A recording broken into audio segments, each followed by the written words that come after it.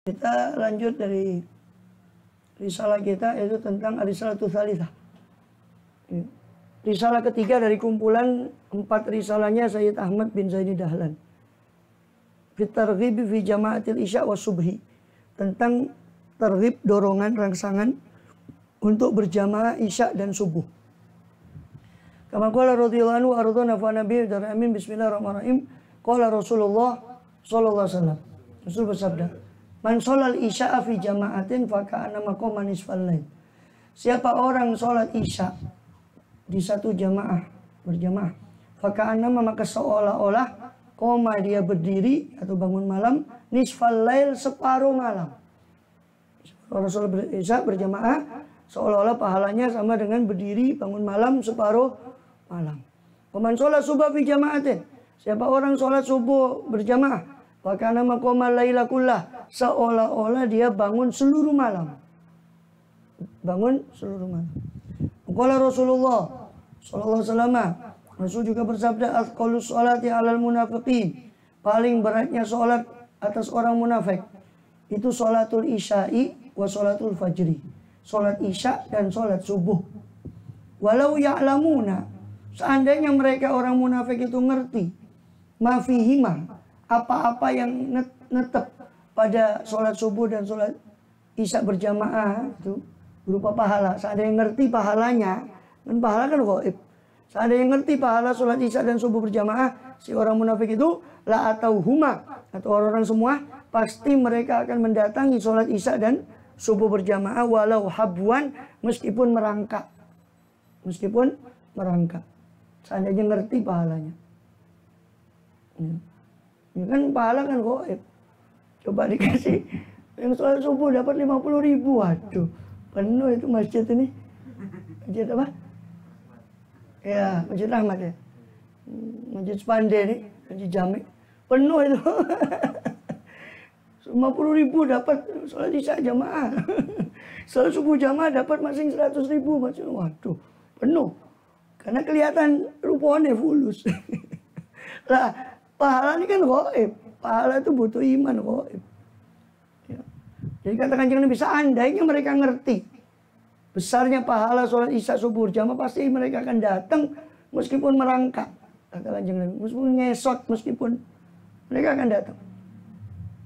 Walaupun hamam tuan amur bisolah fatukom, sungguh hamam tu saya kepingin, kata Kanjeng Nabi, an amur bisolah, untuk saya memerintah dengan sholat fatukoma, lalu sholat itu didirikan, diikomati. Suma amur rojulan, kemudian saya kepingin merintah satu orang, kata Kanjeng Nabi, fayusolli bin nas, lalu orang tadi sholat dengan manusia, gantikan beliau sebagai imam. Terus ngapain beliau? Suma antolikumai, rijalun, kemudian saya akan berangkat bersama saya berapa orang, kata beliau, ma'ahum huzamul hatab, bersama orang-orang itu ada ikatan kayu bakar, ila qaumin, kepada siapa? Pergi kepada kaum, sekelompok orang, la yasyaduna sholah, yang tidak menyaksikan sholat berjamaah, fa'uhariko, saya mau bakar, kata Rasulullah, alaihim, kepada mereka, buyutahum, bukan orangnya, rumahnya, binar, dengan api. Makanya dari sini mazhab Hambali, dalam mazhab Hambali itu hukum sholat jamaah itu wajib. Artinya dalam mazhab Hambali, dalam Syafi'i itu ada dua pendapat, fardu kifayah sama sunnah muakkad dalam mazhab Syafi'i. Dan mayoritas, untungnya kita mayoritas Syafi'i ya. Jadi fardu kifayah artinya sudah ada yang jamaah, yang lain gugur. Tapi kalau tidak ada jamaah sama sekali, dosa semua satu desa. Karena tidak ada syiar. Itu fardu kifayah atau sunnah muakkadah, sunnah yang kuat sekali kesunnahnya. Itu dalam mazhab Syafi'i. Makanya berdasarkan hadis Nabi tadi, katakan Kanjeng Nabi, saya kepingin rasanya nyuruh orang untuk mimpin sholat, saya mau bakar rumahnya orang yang tidak ikut jamaah. Dari sini mazhab Hambali mengambil pendapat wajib sholat jamaah. Jadi umpama orang ketinggalan jamaah karena tidak ada uzur, dia sholatnya sah, umpama sholat isya, sah sholatnya, tapi kena dosa karena tidak berjamaah. Kalau menurut mazhab Hambali. Kalau Syafi'i nggak apa-apa. Cuma ada afdol kita karena ada jamaah. Gitu. Wa fi riwayatin, dan dalam riwayat, anna Rasulullah sallallahu alaihi wasallam faqada nasan fi ba'dis shalah. Rasulullah SAW kehilangan beberapa orang dalam sebagian sholat dilihat, makanya Kanjeng Nabi itu biasanya noleh ke jamaahnya setelah sholat itu ngelihat siapa yang sakit atau tidak hadir. Kenapa dia tidak hadir? Sakitkah? Kalau sakit dijenguk oleh beliau SAW. Itu emang kadang susah ya menerapkan seperti ini. Tapi zaman ya, kecuali jamaah yang di satu pemukiman yang tetap sampai ini siji-siji. Kemana fulan itu? Apa sakit dijenguk? Kalau mungkin safar, oh iya safar, ada uzur lah. Itu. Nah, itu orang munafik. Itu sebagian kenapa tidak jamaah isya? Katanya kan tadi katakan sholat yang paling berat itu jamaah itu isya sama subuh bagi orang munafik. Kenapa? Karena dulu hadis ini dijadikan ukuran zaman sekarang. Ukuran munafik itu tidak hadir sholat isya subuh berjamaah. Ayo banyak dari kita munafik. Kadang tidak hadir sholat jamaah isya atau subuh. Berarti termasuk munafik juga nanti. Kalau seandainya itu dipakai buat standar untuk ukur munafik. Kenapa? Karena dulu Masjid Nabawi itu tidak ada lampu. Jadi kalau isya itu petang. Nah orang munafik bilang, oh Muhammad tidak bakal lihat. Rasul tidak bakal lihat kita. Subuh juga belum begitu terang. Kalau maghrib masih ada surup lah. Masih ada. Kalau subuh sama isya itu petang. Jadi menurut mereka Kanjeng Nabi tidak tahu. Katanya orang munafik. Makanya mereka tidak hadir subuh, tidak hadir isya berjamaah. Karena dianggap Kanjeng Nabi tidak paham, tidak tahu. Nah, kemudian kata Kanjeng Nabi SAW, suatu kali beliau kehilangan berapa orang di sebagian sholat. Faqala qad hamamtu. Maka beliau dawuh, sungguh saya kepingin anamur rajulun sholat binas. Untuk merintah orang untuk sholat dengan orang lain, dengan orang-orang yang banyak. Ini memimpin, gantikan saya untuk memimpin sholat. Kata Kanjeng Nabi. Suma ukhalifah, kemudian saya berbalik ila rijalin kepada orang-orang yang yatakhallafuna anha, yang tertinggal daripada jamaah fayuhraqa alaihim bihuzamil atop, sehingga bisa dibakar atas mereka rumah mereka dengan kayu bakar, huzamil hatop, ikatan-ikatan kayu bakar, apa buyutuhum, dibakar rumah mereka. Kata Kanjeng Nabi begitu.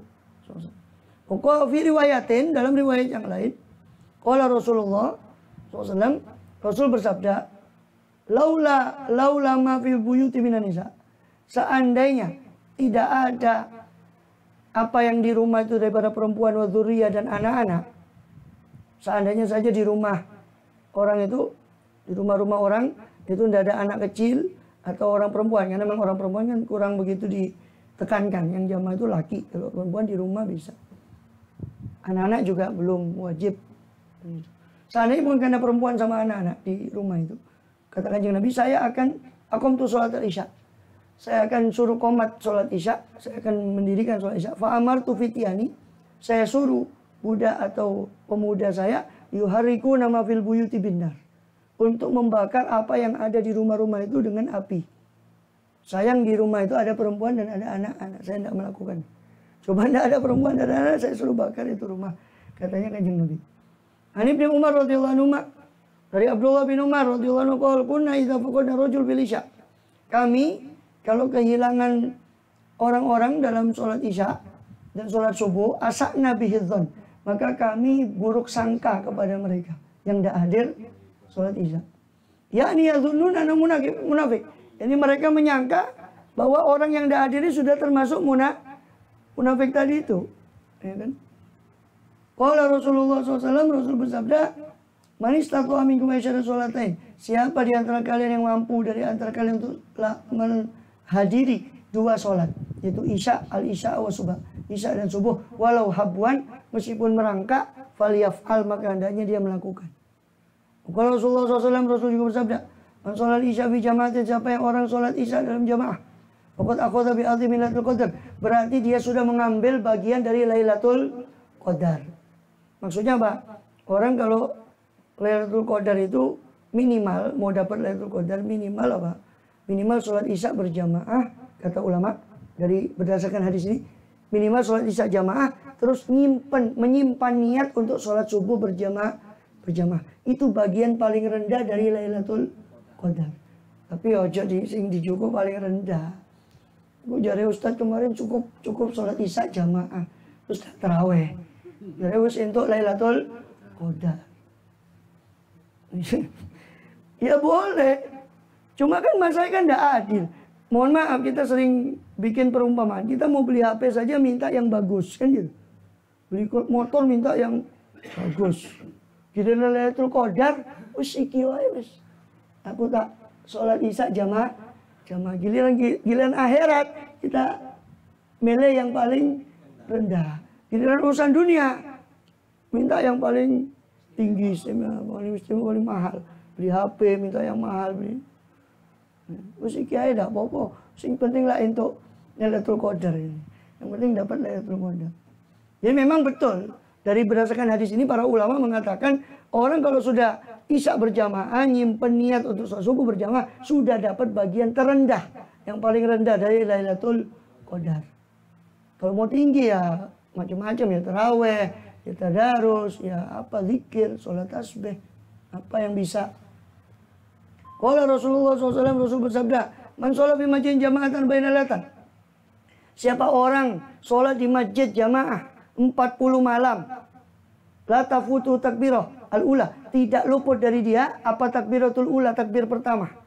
Min raqatil ula, dari rakaat pertama bersama imam. Imam takbir, dia langsung mengikuti takbir. Kata Allah bi itqam minan nar, Allah tulis bagi orang itu merdeka dari api neraka. Dalam riwayat yang lain, merdeka dari dua perkara. Merdeka dari api neraka sama merdeka dari sifat munafik, lepas dari sifat munafik. Allah jamin dua perkara. Hanya ada namanya arba'in. Di Masjid Nabawi itu kata Rasul, siapa yang sholat 40 waktu di masjid saya ini, Rasul jamin. Ada yang bilang 40 hari, ada yang bilang 40 waktu. 40 waktu berarti 5 kali 8 ya. 40. 8 hari berarti. Itu dijamin sama Kanjeng Nabi surga, dijamin oleh Rasul SAW. Itu. Nah, setelah ada sholat arba'in namanya di Madinah. Kalau orang haji, Pak, kalau bisa sholat arba'in di Masjid Nabawi. Memang ada anjuran. Qala Rasulullah SAW man tawaddo'a. Rasul bersabda, siapa orang berwudu, tsumma ata ilal masjidi. Kemudian orang itu datang ke masjid, lalu sholat 2 rakaat. Rakaatain qoblal fajri. Sebelum sholat subuh. Ini sering keliru di awal. Maksudnya itu qobliyah subuh atau sholat sunnah fajr itu. Namanya fajr itu kan fajarnya sudah manjing. Namanya qobliyah zuhur, ya zuhurnya sudah manjing baru. Itu qobliyah subuh. Karena subuh tidak ada ba'diyahnya, maka disebut sholat sunnah fajr. Fajr itu sholat subuh. Fardunya fajr ya, fardu subuh itu. Summa jalasa yusolil fajr. Kemudian habis sholat sunnah fajr, dia duduk. Sampai sholat fardunya fajr, fardunya subuh tadi. Ya. Kutibat sholatu yawma idzin min sholatil abrar. Maka ditulis sholatnya pada hari itu seperti sholatnya para aulia, seperti sholatnya orang yang soleh. Wa kutiba fi wafdi rahman, orang itu ditulis termasuk tamunya Allah Subhanahu wa taala. Utusan yang diutus kepada Allah. Untuk keistimewaan sholat subuh, qobliyah subuh. Ya, memang kalau sholat sunnah itu afdolnya di rumah. Ya, di rumah baru kita sholat fardu di masjid. Apalagi sholat sunnah fajar, habis sholat sunnah fajar itu ada doa fajar. Doa fajar itu yang dibaca oleh Kanjeng Nabi SAW di riwayat Tirmidzi dari Abdullah bin Abbas. Agak panjang doanya memang, tapi bagus sekali. Saya pernah nulis itu tapi belum sempat saya bagikan. Kalau mau ya cari di Mbak Google aja. Tanya doa fajar atau doa sholat fajar, nanti ada seartinya di situ.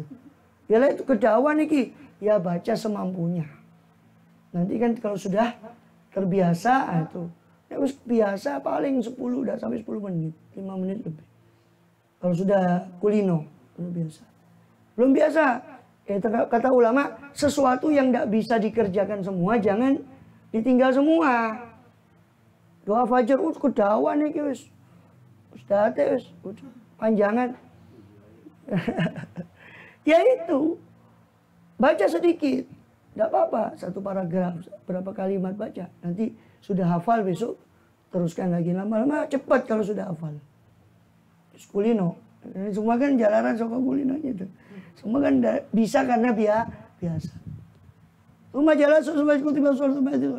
Pokoknya Rasulullah sholat subuh fi jamatin fahuwa fi timmatil fatakwi fi adillah. Ya. Nanti kita lanjut lagi sampai situ dulu. Nah, kita lanjut dalam pertemuan akan datang. Allahu a'lam bishawab. Masih tentang anjuran sholat isya dan subuh berjamaah. Allahu a'lam. Ini bukan berarti sholat yang lain tidak berjamaah, tidak. Arti saking pentingnya isya dan subuh ini berjamaah. Paling afdalnya sholat jamaah itu isya sama subuh. Yang lainnya juga kalau bisa ya jamaah juga. Wallahu a'lam bishawab. Silakan kalau ada pertanyaan baik di sini atau yang lain. Itu masalah lainnya. Oke, monggo. Silakan. Maaf, Nggih. kondisi yang ada masalah tataktar ummati ala talatin sab'in turqatin bahwa hidatul fil jannah sunnatun sab'ina fil nar. Bila waktu ya Rasulullah bal fil jamaah. Iya. Kemudian yang pertama yang saya tanyakan bagaimana definisi kategori atau mungkin istilah dari ahlus sunnah wal jamaah. Nggih. Kemudian yang kedua, seperti halnya Syiah ataupun Sunni atau apakah itu masuk kategori yang bukan Ahlus sunnah. Masalahnya mengatakan aku kalam la ilaha illallah tidak pada dirinya.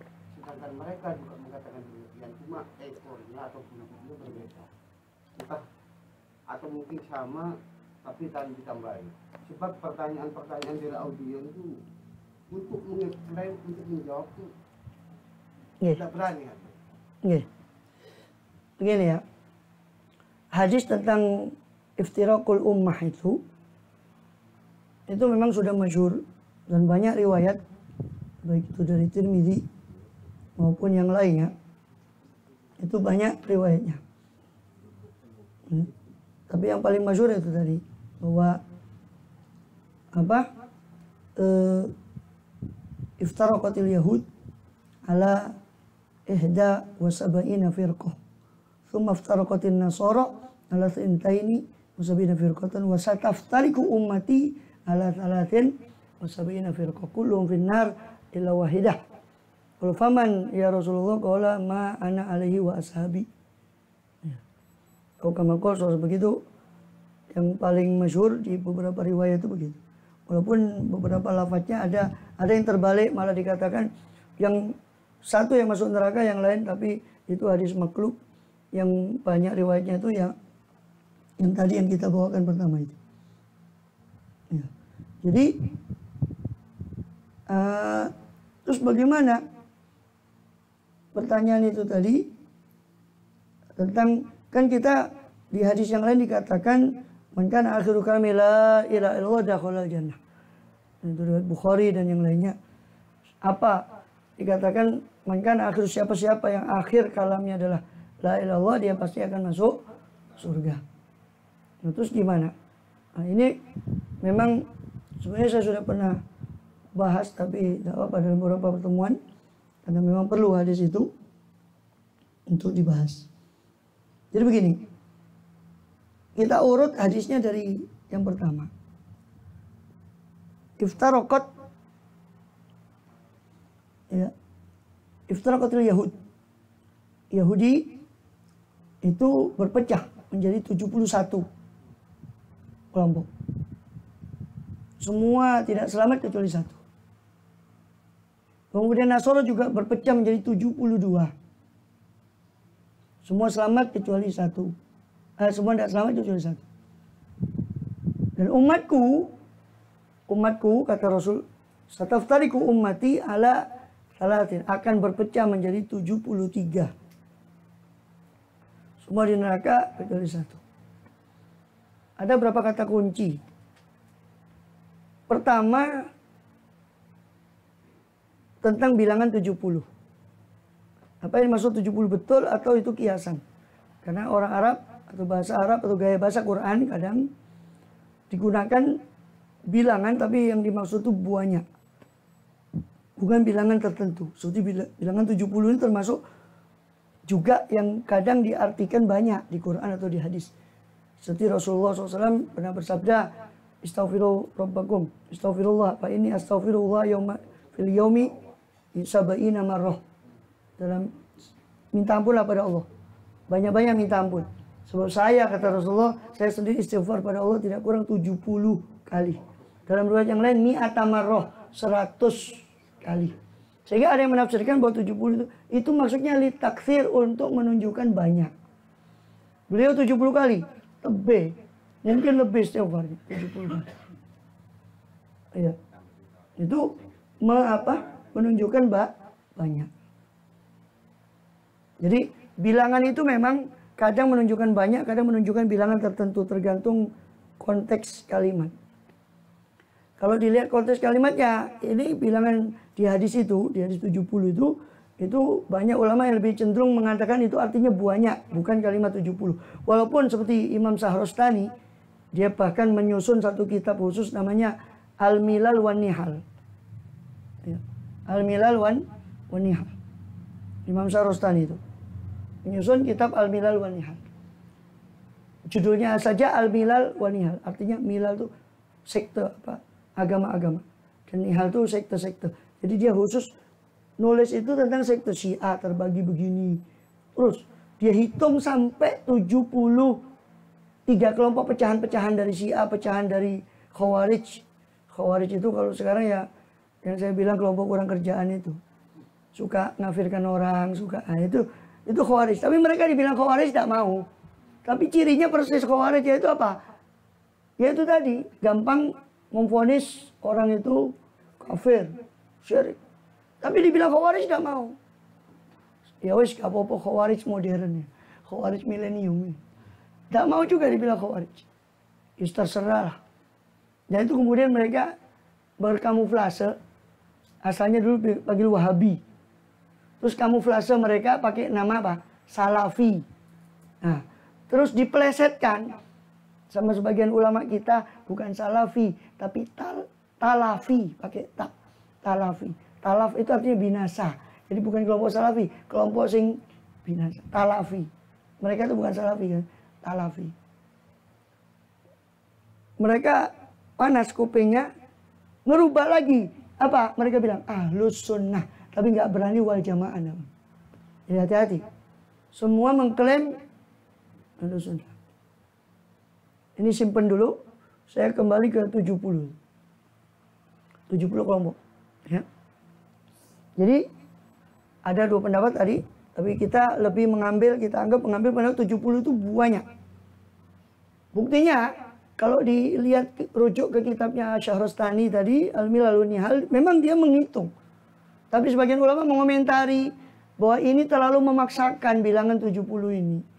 Mungkin sekte itu lebih dari 73 itu. Syiah saja sudah berapa, Khawarij, belum macam-macam sekte yang lain, belum yang sempalan, yang campur aduk agama seperti Bahai, antara Islam dengan agama Persia itu dicampur. Di Iran itu, Bahai, aliran. Ada lagi aliran Druz di daerah Syam itu campuran dari macam agama. Ya termasuk Islam, tapi nyampur juga. Ada Sikh, aliran Sikh di India itu campuran Hindu, Islam, terus macam-macam. Mungkin lebih 70 kata ahli yang lain, ulama lain. Anggaplah kita anggap 70 itu bilangan banyak. Nah, terus kembali ke hadis tadi.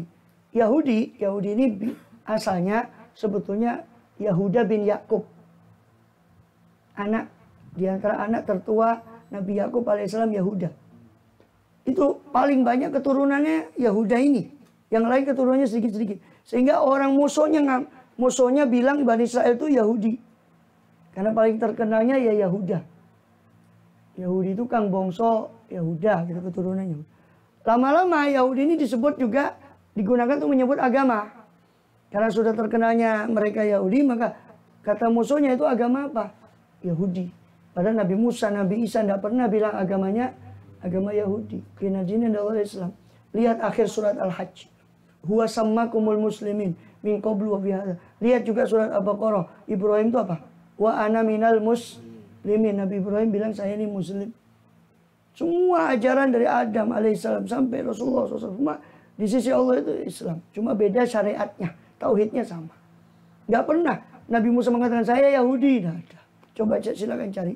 Baik di Bible Ya, saya juga belajar kitab Perjanjian Lama, Perjanjian Baru, saya belajar juga.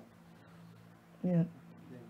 Oh iya, saya belajar semua, all in one kan di situ. Saya nggak bawa, saya punya kitabnya, baik punyanya Katolik saya punya Protestan saya punya. Deuterokanonika itu punyanya Katolik, ada tambahan Deuterokanonika. Panjang, saya nggak bahas itu. Yahudi, nggak ada Nabi Musa bilang saya Yahudi. Di Bible-nya sampai sekarang, di Bible mereka, di kitab Kejadian, itu Nabi Musa ketika ditanya, syahadatnya Yahudi itu namanya Sema itu. Sema Yisrael. Adonai Elohim Adonai Echad. Syahadatnya Yahudi. Sema Yisrael. Isma ya Israel. Bahasa Arabnya begitu. Kan mereka bahasa Ibrani itu satu rumpun dengan bahasa Arab. Isma'u ya Israel. Mereka bilang Isma, Sema Yisrael. Isma'u ya Israel. Dengarkan wahai Israel. Adonai, mereka bilang Allah itu Adonai. Mereka pantang, orang Yahudi bilang Allah. Kalau kita kan sumpah, wallahi billahi, sehari berapa kali kita sumpah. Mereka tuh pantang nyebut Allah. Makanya mereka nyebut Tuhannya Yahweh. Yahweh atau Adonai. Yahweh itu yang maha ada, yang terus menerus ada. Al-wujud lah, yang maujud, yang ada. Yahweh. Ya. Yahweh Echad. Yahweh itu Echad. Echad itu Ahad. Itu syahadatnya mereka. Sampai sekarang tertulis di kitab Perjanjian Lama, masih ada. Jadi Nabi Musa ngajarkan tauhid. Rasulullah menceritakan Nabi Musa ketika menerima wahyu di Tursina, innani anallahu la ilaha illa ana. Sesungguhnya aku, kata Allah pada Musa, aku ini adalah Allah. La ilaha illa ana, tiada Tuhan selain aku. Di Perjanjian Lamanya pun tertulis. Eheye syer eheye, aku adalah aku. Sampai sekarang ada. Dalam bahasa Ibrani. Eheye syer eheye, innani anallah. Kalau terjemahnya dalam surat Toha. Sumbernya satu. Ya walaupun mereka juga sudah mulai kadang menafsirkan macam-macam. Tapi dari sekian itu ada masih beberapa. Masa mau diberubah semua kan tidak mungkin. Ada berapa yang masih. Itu seruan Nabi Musa itu menyembah kepada Allah. Jadi katakan Yahudi, kata Rasulullah, berpecah menjadi 71. 70 itu sempalan. Jadi Yahudi itu bukan merujuk ke agama Nabi Musa. Yahudi itu pecahan-pecahannya itu tadi. Terpecah, termasuk diantaranya ya dimasukkan di situ agama Nabi Musa yang asli. Itu yang satu yang selamat, yang 70 yang tidak selamat. Datang Nasoro. Nabi Isa datang, Nabi Isa alaihissalam dari Nazaret. Makanya sebutnya umatnya itu Nasoro atau Nasrani. Ada yang bilang nisbatnya ke Nazaret, kota kelahiran asal Nabi Isa. Berdakwah itu di Nazaret. Ada yang bilang Nasrani karena ucapan si pengikut Nabi Isa. Man ansori ilallah, qala nahnu ansorullah. Surat As-Saff. Kami, siapa yang menolong saya kepada Allah, kata Nabi Isa. Nahnu ansorullah, maka dibilang mereka Nasoro. Yang menolong dakwanya Nabi Isa. Hawariyun. Dibilang di ayat yang lain sebagai Hawariyin. Gitu. Karena pakai pakaian putih. Dikata Hawari, hur itu artinya putih. Bidadari itu hurul in, itu berarti yang putih. Dan matanya itu, in itu matanya bagus, matanya jeli. Hurul in itu sering terjemahkan bidadari. Hawari itu Hawari. Datang Nabi Isa di Bible mereka sendiri. Silakan mereka cek. Di kitab 4 Injil kanonik, Matius, Markus, Lukas, Yohanes, itu masih ada sampai sekarang. Nabi Isa ditanya oleh para rabi Yahudi. Wahai guru, nanya ini mau ngetes. Karena kan tidak suka kedatangan Nabi Isa ini membongkar rabi-rabi Yahudi yang sudah menyimpangkan Taurat. Nabi Isa ingin meluruskan. Dituduhlah Nabi Isa itu ngubah ajaran Taurat supaya orang benci kepada Nabi Isa. Karena rabi-rabi yang sudah jadi itu mereka tidak rugi. Dengan datangnya Nabi Isa itu mereka kan sudah jadi tokoh. Datang Nabi Isa merombak itu semua. Mereka merasa kehilangan pamor. Maka ingin menghasut Nabi Isa dengan pemerintah Romawi waktu itu. Sama umatnya juga dihasut. Terus Isa mengubah ajaran Musa. Nabi Isa sampai di sekarang masih ada di Injil mereka. Kamu kira saya merubah apa? Datang ini untuk merubah Taurat. Demi Allah, tidak ada satu noktah pun, satu titik pun dari Taurat yang bisa dirubah sampai semua terjadi, karena itu semua firman Allah dan janji Allah. Saya datang bukan untuk merubah Taurat, kata Nabi Isa. Di Injil mereka. Silakan. Pasti pendeta tahu tentang ayat ini. Di Injil mereka sendiri. Terus ketika ditanya oleh Rabi Yahudi, wahai guru ini sebutan kepada Nabi Isa, Rabi, apa ajaran yang paling utama? Maka Nabi Isa menjawab seperti jawaban Nabi Musa, huruf demi huruf. Nabi Isa ditanya apa ajaran yang paling utama? Dijawab sama Nabi Isa, ajaran yang paling utama adalah Sema Yisrael. Dengarkan wahai Israel. Aduna Elohim, aduna Echad. Allah itu Echad, Ahad. Nabi Musa mengatakan Ahad, Allah Ahad. Nabi Isa mengatakan Allah itu Ahad. Rasulullah datang 600 tahun dia diangkat menjadi Nabi setelah Nabi Isa diangkat alaihissalam. Beliau SAW dijadikan Nabi 600 tahun kurang lebih setelah Nabi Isa. Apa Tuhanmu ya Muhammad? Qul huwallahu ahad. Musa mengatakan Echad. Nabi Isa alaihissalam mengatakan Echad. Rasulullah datang mengatakan Ahad. Sama sumbernya sama.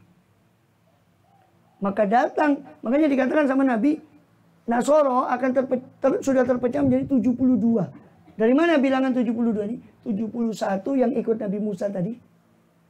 Percaya sama Nabi Musa, tidak percaya sama Nabi Isa dianggap kafir. Maka dianggap bilangannya 72. 71 ditambah 1 yaitu pengikut Nabi Isa. Ini yang selamat, yang lain 71 yang di neraka. Terus Rasul bersabda tentang umatnya, umatku akan terpecah menjadi 73. Kata kuncinya ummati, sataftariku ummati. Rasul tidak mengatakan sayaftarikul Islam, Islam bakal terpecah, enggak. Saya pernah dengar khutbah itu. Si khotib itu mengatakan, menerjemahkan itu hadis itu dengan mengatakan Islam terpecah. Saya bilang innalillahi wa inna ilaihi raji'un. Islam terpecah. Rasul tidak pernah mengatakan Islam terpecah. Umatku yang bakal terpecah, bukan Islamnya. Islamnya ya Allah, Rasulnya Rasulullah SAW, Qurannya ya Quran itu 30 juz. Hadisnya yaitu dari kanjeng Nabi. Tidak ada Islam terpecah. Rasul cuma bilang umatku akan terpecah. Ini kata kuncinya. Nah umat, kata umat, mohon maaf ya kalau ngantuk, ini hadis ini penting. Ini perlu saya bahas. Ini banyak yang terkecoh sama hadis ini sehingga gini gampangnya. Logikanya apa mungkin kanjeng Nabi mau umatnya pecah? Tidak. Ingin umatnya bersatu. Harisun alaikum. Jadi beliau kalau dawuhnya kanjeng Nabi ini malah digunakan untuk memecah umat, berarti kan tidak betul. Nggak ada semangat dari Rasul untuk memecah umat. Masalahnya umatku di situ, kalimat umatku itu ada dua. Ada umatul dakwah, ada umatul ijabah. Umat itu ada dua macam. Umatul dakwah itu umat yang jadi sasaran dakwahnya kanjeng Nabi. Siapa itu? Orang yang di luar Islam yang hidup mulai dari kanjeng Nabi umur 40 tahun menerima wahyu Iqra sampai nanti hari kiamat, itu umatnya kanjeng Nabi dalam arti umat dakwah. Objek dakwahnya kanjeng Nabi. Hindu, Sinto, Buddha, apa saja sebut, itu umatul dakwah. Di antara umatul dakwah itu ada umatul ijabah. Ijabah itu yang menjawab dakwahnya kanjeng Nabi. Alhamdulillah ya kita ini termasuk umatul ijabah. Mudah-mudahan sampai meninggal kita ditetapkan iman Islam. Amin ya Allah.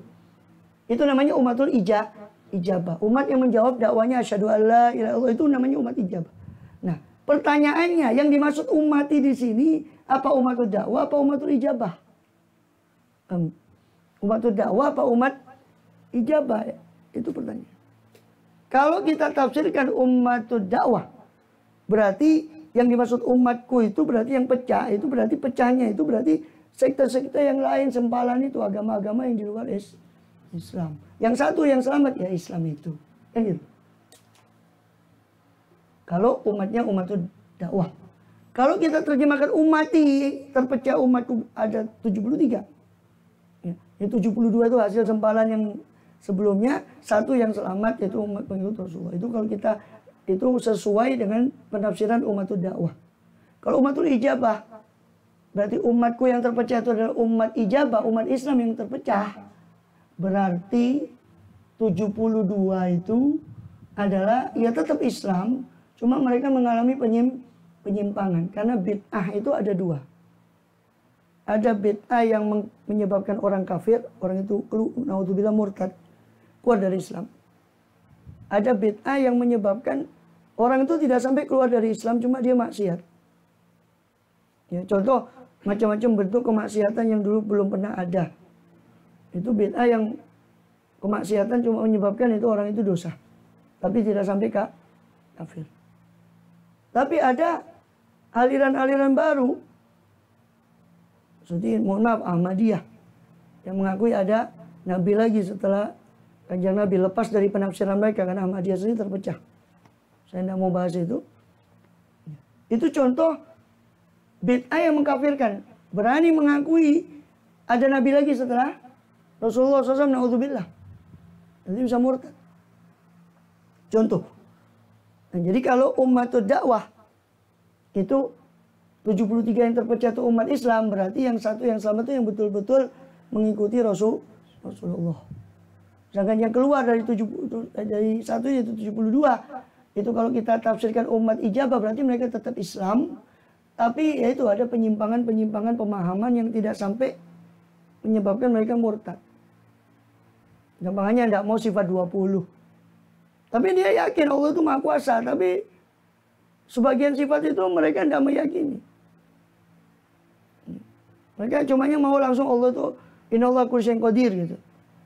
Atau tentang masalah takdir. Itu ada perdebatan antara Qadariyah dengan contoh. Ini sebagian tidak sampai menyebabkan dia keluar dari Islam. Seperti Khawarij. Itu Khawarij itu ada yang parah, ada yang pertengahan, ada yang sampai ekstrim. Itu mungkin bisa keluar dari Islam kalau dia sampai ekstrim. Tapi kalau sekedar di pertengahan, ya seperti ya itu tadi, tidak mengakui anunya lusunnya kita, sebagian menyimpang. Ya, tahlil, tawasul dibilang begini nggak boleh. Itu menyimpang, itu termasuk di luar itu. Yang satu yang selamat, Rasul mengatakan ma'ana alaihi washabi, itu kelompok yang mengikuti apa yang saya berada di atasnya dan para sahabat saya. Itu Ahlussunnah wal Jamaah. Asalnya nggak ada istilah Ahlussunnah itu. Kenapa? Karena semua setelah Kanjeng Nabi wafat, semua sahabat mengikuti Kanjeng Nabi. Baru muncul sempalan-sempalan ini setelah 30-40 tahun atau 50 tahun setelah itu. Baru muncul. Bahkan itu muncul baru sekedar menyempal, belum berbentuk satu pengikut yang banyak. Baru mungkin kalau diperkirakan menjadi pengikut sekte-sekte banyak itu sekitar hampir 100 tahun setelah beliau SAW. Baru itu bentuk sekte-sekte. Lah, karena ada kelompok-kelompok, maka perlulah kelompok yang selamat ini menamakan dirinya. Maka disebutlah mereka Ahlus Sunnati wal Jamaah. Sebetulnya nggak perlu label. Asalnya loh ya, karena semua ngikut kepada Kanjeng Nabi. Baru muncul itu. Ahlus Sunnah artinya orang yang memegang sunnahnya Kanjeng Nabi, hadis. Wal Jamaah, Jamaah itu mengikuti mayoritas ijma' ulama. Dan alhamdulillah kita dari dulu ada yang mayoritas. Sawadul A'zam. Semua. Imam Asy'ari, Abu Hasan Asy'ari tahun 300. 200 ya, sekitar tahun 300 Hijriah. Itu beliau bukan membuat mazhab baru. Mazhab beliau itu ya perpaduan yang dulu pernah didakwakan oleh Imam Syafi'i, oleh Imam Malik. Ya itu yang beliau rangkum. Cuma karena itu saat itu perbenturan terutama dari para filsafat, ahli filsafat yang merusak akidah juga. Itu keras. Juga dari Khawarij. Belum ada fitnah tentang khalqul Quran Mu'tazilah yang mengatakan Quran itu makhluk. Nah, saat itu kemudian perbenturan itu lebih nampak. Nah, baru Imam Abu Hasan Asy'ari ini bangkit untuk sehingga beliau terkenal. Jadi bukan beliau, jangan ditafsirkan beliau ini membawa akidah Asy'ari itu baru. Akidah Asy'ari itu sudah beliau wariskan sejak dulu.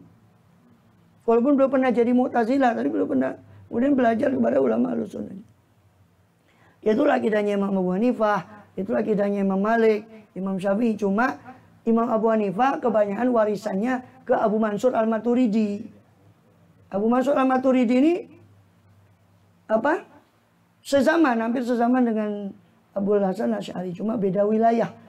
Abu Mansur itu wilayahnya di Asia Tengah, Kazakhstan, Turkmenistan, itu di Mawaro Anhar, Transoksania itu. Kalau Abu Hasan Asy'ari itu di Irak dan sebagainya. Masanya hampir sama. Dan subhanallah akidahnya mirip, cuma ada beberapa sedikit perbedaan, tidak menjanji perbedaan itu. Nah, Abu Mansur itu banyak mewarisi dari Imam akidahnya Abu Hanifah. Di kitabnya namanya Al-Fiqhul Akbar. Sedangkan Abu Hasan Asy'ari itu lebih banyak mewarisi akidahnya Imam Malik sama Imam Syafi'i. Sehingga memang ada beberapa sedikit detail yang beda. Nah, inilah kemudian dikenal keduanya, Abu Mansur Al-Maturidi, Abu Hasan Asy'ari. Sebetulnya banyak tokoh-tokoh, ada Tohawi di Mesir. Sezaman itu hampir banyak. Ibn Kullab sebelumnya, Abu Hasan Asy'ari yang juga sempat mempopulerkan sifat 20 sebelum Abu Hasan Asy'ari, namanya Ibnu Kullab. Kemudian diikuti oleh Abu Hasan Asy'ari. Banyak sebenarnya tokoh. Cuma yang paling terkenal dua orang ini paling banyak pengikutnya. Abu Mansur Al-Maturidi dari Maturid. Abu Hasan Asy'ari keturunan dari sahabat Abu Musa Al-Asy'ari. Dari Asy'ar, asalnya dari Yaman, kabilah Yaman. Dua ini yang paling banyak. Sehingga terkenallah Ahlussunnah Jamaah adalah yang mengikuti akidahnya dua orang itu. Karena dua itu yang mempopulerkan. Bukan kemudian dua orang ini membuat akidah baru, tidak. Dua orang ini yang mempopulerkan. Sehingga Ahlussunnah sepakat sampai sekarang yang harus mengikuti dua akidah ini. Asy'ariyah atau Maturidiyah. Ya salah satunya gampangannya, inti akidah Asy'ari itu ya sifat 20 yang kita biasa Allah wujud, qidam, baqa, yaitu. Itu. Pembahasan akidahnya panjang. Kalau mau ngikut bahas tauhid akidah, lihat pembahasan saya sendiri khusus masalah akidah. Itu Ahlussunnah wal Jamaah yang itu sepakat ulama. Semua ulama mengatakan, lihat saja kitab-kitab klasik ya, dari zaman itu pasti menulis bahwa Ahlussunnah wal Jamaah mereka adalah Asy'ariyah, Maturidiyah. Dalam bab akidah ngikuti keyakinan, ngikuti dua orang, antara dua orang. Dalam masalah fikih ikuti salah satu dari mazhab yang 4. Bukan kita batasi 4, cuma yang sampai sekarang ilmunya ke kita cuma 4 mazhab. Mazhab itu banyak dulu. Cuma yang sampai ke kita cuma 4 ini. Jadi bukan kamu kok membatasi 4, yang membatasi itu siapa? Yang sampai ke kita kitabnya dengan silsilah sanad dari guru. Itu cuma 4 ini. Hambali, Hanafi, Maliki, Syafi'i, Hambali. 4. Itu Ahlussunnah wal Jamaah. Sekarang hati-hati, mereka juga mengklaim Ahlussunnah. Setelah pakai salafi diilokno jadi talafi. Mereka sekarang tidak mau pakai. Mereka pakainya apa? Wah, Ahlussunnah. Hati-hati. Makanya perlunya ngaji itu, fitnah di akhir zaman ini banyak. Fitnah, kerusakan akhir zaman pertama kata Kanjeng Nabi adalah sedikitnya ilmu, yakilul ilmu, wa yakthurul jahlu, wa yashrubul khamru, wa yakthurul zina, dan seterusnya. Jadi pertama kali fitnah yang disebut oleh Kanjeng Nabi adalah sedikitnya ilmu. Jadi kalau mau selamat di zaman akhir itu ya pegangannya ya ilmu itu. Karena fitnah kerusakan itu makin banyak. Semua mengaku banyak Ahlussunnah. Bahkan ada, mohon maaf, ada sebagian dari kita sayangkan mau memasukkan Syiah itu kepada Ahlussunnah juga. Innalillahi wa inna ilaihi raji'un. Wallahu a'lam bis-shawab. Ciri Ahlussunnah itu tadi, mencintai sahabat Nabi, mencintai keluarga Nabi. Sebab ada orang yang mencintai sahabat Nabi, tidak mencintai keluarga Nabi, itu Khawarij. Ada yang terlalu mencintai keluarga Nabi, ngakunya mencintai keluarga Nabi, tapi membenci sahabat, yaitu Syiah. Bukan Syiah, Rafidhah. Kalau saya terlalu anggon kalau pakai nama Syiah, karena Syiah itu hanya pecinta kelompok. Kita juga mencintai. Jadi nama yang tepat itu Rafidhah. Orang yang ditolak. Karena mereka disebut Rafidhah, mereka ditolak oleh Imam Z. Karena imamnya mereka, Imam Syiah Zaidi, Zaid bin Ali Zainabidin, itu ketika diminta untuk mengkafirkan Imam Ja'far Shadiq juga gitu. Diminta untuk melaknat Sayyidina Abu Bakar, Sayyidina Umar sama pengikutnya. Ditolak. Makanya mereka disebut Rafidhah. Karena ditolak oleh Imam Ja'far mengatakan, bagaimana saya mengkafirkan Abu Bakar? Saya ini dilahirkan oleh Abu Bakar 2 kali. Karena neneknya Sayyidina Ja'far Shadiq, cicit Kanjeng Nabi, neneknya itu keturunan Abu Bakar Siddiq. Juga ibu dari neneknya itu cucu dari Sayyidina Abu Bakar Siddiq. Bagaimana saya mau melaknat Abu Bakar dan Umar. Gitu. Hati-hati. Ini cirinya Ahlus Sunnah, mencintai sahabat, mencintai keluarga Nabi, dua-duanya. Pegang pada Quran, hadis, tapi bukan menurut mengikuti para tafsirannya para ulama. Makanya ada wal jamaah. Bukan Ahlus Sunnah tok. Maka ngakunya Ahlus Sunnah. Tidak pakai wal jamaah. Dianggapnya hadis itu langsung bisa dicomot hadis tanpa ngerti ulama. Tafsirannya para ulama. Hati-hati. Karena mereka juga pakai nama Ahlus Sunnah. Wallahu a'lam bishawab. Cukup? Di situ dulu. Syaril Fatihah.